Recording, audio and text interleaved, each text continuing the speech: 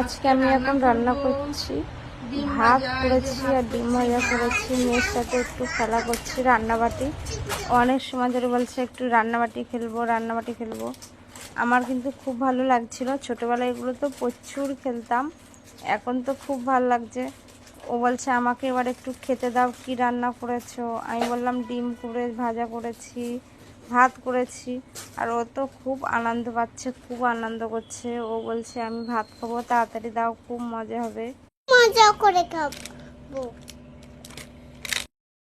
তোমরা তো দেখলে ও তো খুব মজা করছে।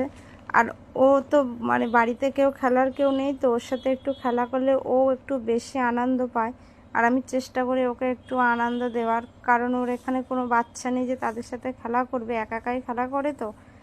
আর তোমরাও যদি এরকম বাচ্চাদের সাথে খেলা করে থাকো তাহলে লাইক কমেন্ট করে দিয়ে যাবে। ওকে এবার খেতে দিয়ে দিলাম।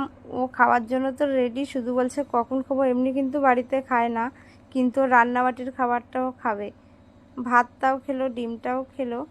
খেয়ে তো বলছে আমার তো খুব ভালো লেগেছে, আমরা রোজ এরকম খেলা করব, রান্নাবাটি করব।